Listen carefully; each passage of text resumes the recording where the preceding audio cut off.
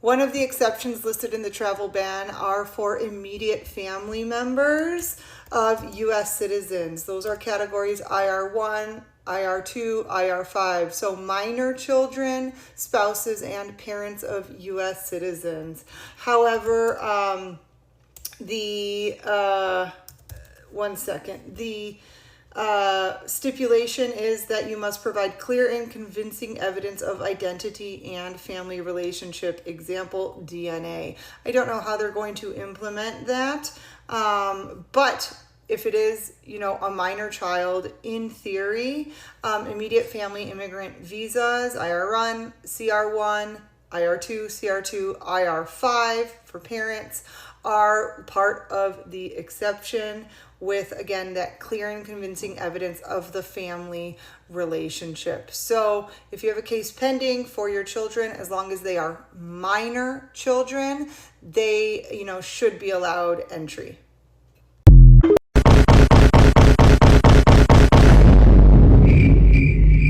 Tonight, President Donald Trump resurrected the travel ban policy from his first term, signing a proclamation preventing people from a dozen countries from entering the United States. Those countries are the ones you see right here. This list includes Afghanistan, Haiti, and Libya. Meanwhile, the administration also announced there will be heightened restrictions on visitors from these countries you see on your screen. This list includes Cuba and Venezuela. The ban takes effect at 12:01 a.m. on Monday. The list is the result of a January 20th executive order, which Trump required the Departments of State and Homeland Security and the Director of National Intelligence to compile a report on hostile attitudes toward the United States and whether entry from certain countries represented a national security risk. Now, there are exceptions allowed under the new ban, which include lawful permanent residents, including green card holders, adoptions, dual nationals traveling on a passport from an unrestricted country, and more, which I'm sharing with you right here on the screen.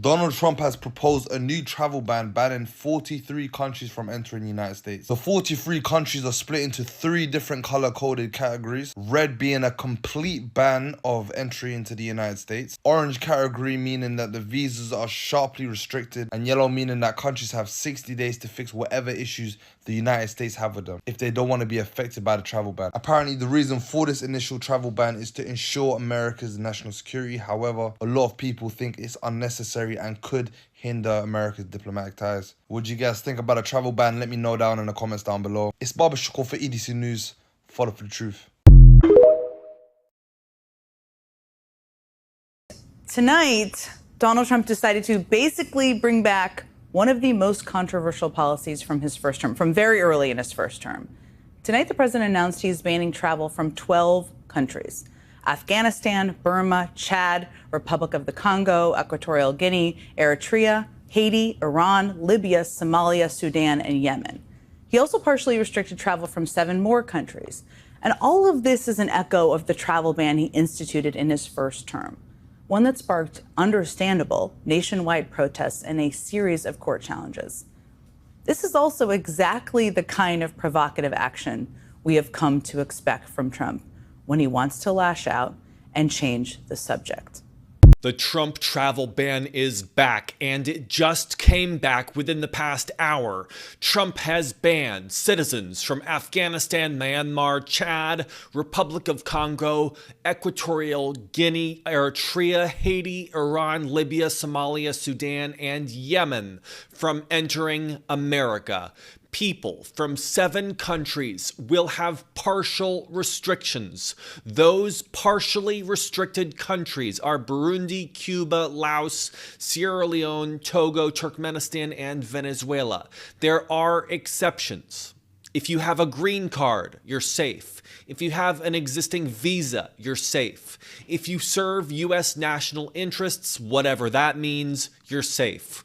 Donald Trump made the final call on this decision after the terrorist attack in Boulder, Colorado, although it doesn't really make that much sense because the terrorist in Boulder was from Egypt, and Egypt is not one of the banned countries.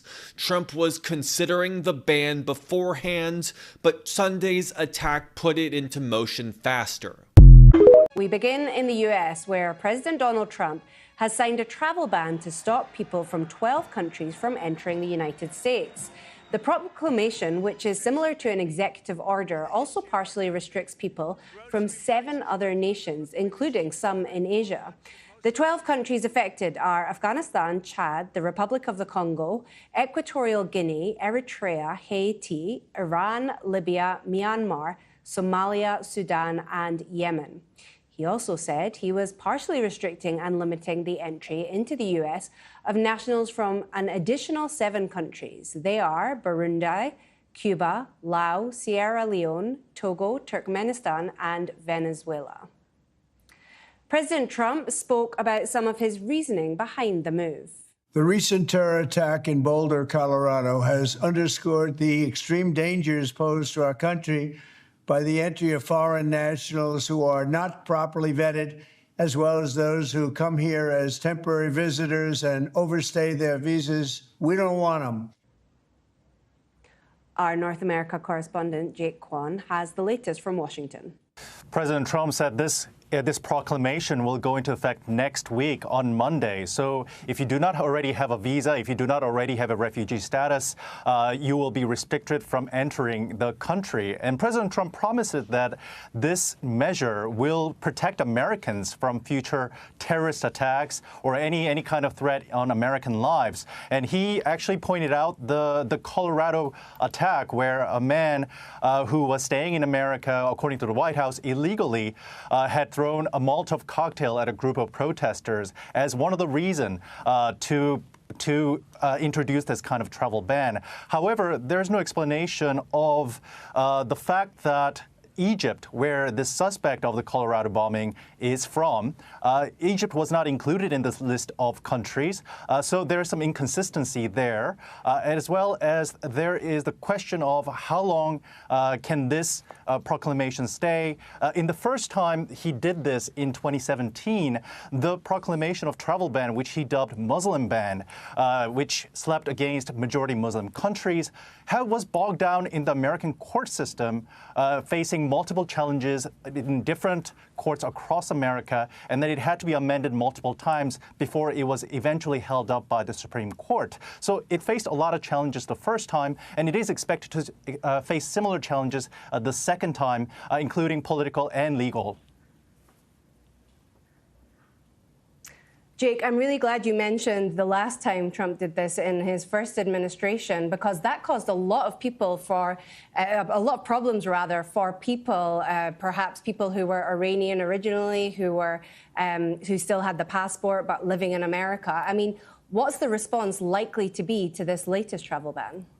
In a way, some describe this proclamation as a more savvier, more strategic version of his first term's Muslim ban. I mean, this proclamation was not a surprise. One of his day one executive order actually asked a review of different countries around the world that has consistently high number of people overstaying their visa, or maybe pose a threat to America by having a big terrorist presence, as well as looking at countries that does not have a central government that is strong enough to vet the people's identity that is traveling to America. So the first time that this travel ban was introduced, the reason it was defeated in the courts was that it seemed to discriminate against a certain religion, which is the Islam. This time, this proclamation does not include such language. So it is expected to fare better in the court system. It seems that President Trump and the White House had learned the lesson from the first time. Another difference from the first proclamation is that that one was supposed to last maybe 60 days or 90 days. This time, it does not have an end date. They say that after a certain period, there will be a review of whether it should stay or not. But for now, this is expected to stay indefinitely. Guys, welcome back to my YouTube channel for more fun facts. Loving you all. For those who've been here watching, subscribing, I appreciate you. I see you guys.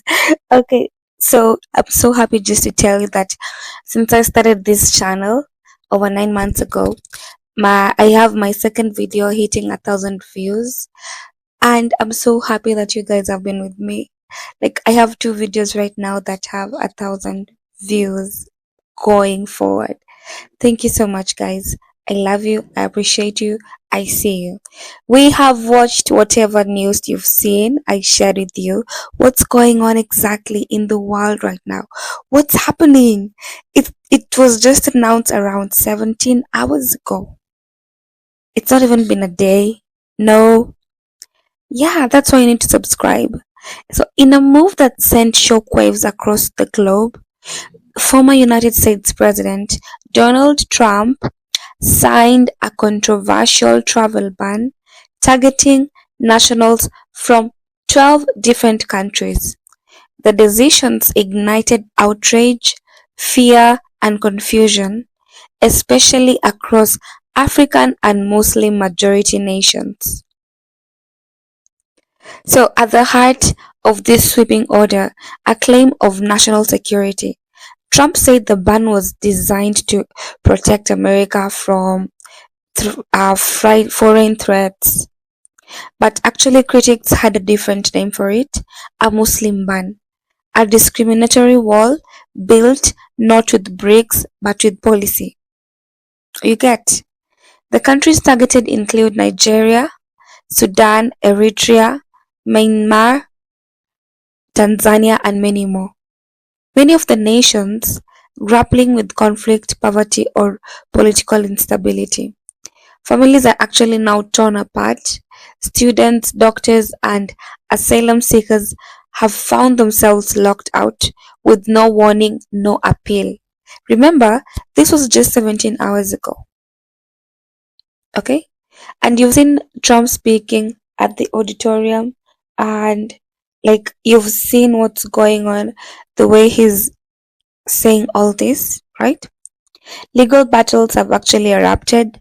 Civil rights groups called it unconstitutional. Federal judges are called in. The world is watching, and millions asked, is this security or selective exclusion? The world is asking. From Nairobi to Tehran, from Mogadishu to Caracas. Okay? The ripple effect was actually real. Broken dreams, halted careers, cancelled surgeries, weddings delayed, and for many more, a painful message telling them you are not welcomed here. But this story doesn't end with the ban. Communities have rallied, voices have risen, and around the world, people stood in solidarity, demanding dignity, justice, and inclusion. In the face of walls, the human spirit builds bridges, and history will remember not just the order that closed the door, but the people who dared to knock away. So guys, you've seen the video compilation I shared. This rule was actually passed 17 hours ago by the President of the United States, and you've seen those countries that have been given the ban.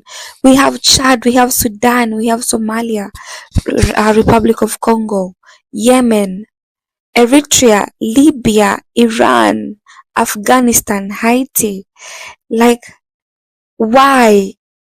All because they want to make America great, and by that is making America safe. It's like there's a lot to be explained on his reason other than keeping America safe. But guys, the things are getting effed up right now. Things are getting hot. It's burning right now. The world is amazed by such a decision. You know, as we grew up, as most of us grew up, we knew that the United States was considered the dream team, the dream where the place where our dreams come true, right? I know it still happens, but we never saw as our homes or Africa as part of that that they can also do that. But we saw US as being the major place where you can achieve your dreams faster than being home, which I understand is right, because home we have corrupt governments and all, and lifestyle is so difficult. And now the dreams are being cut short. First he started with the Harvard thing, but at least Harvard was able to just like fight against it and all. And now countries are being banned. It's now being considered like a Muslim ban. It's a discriminatory wall that is built.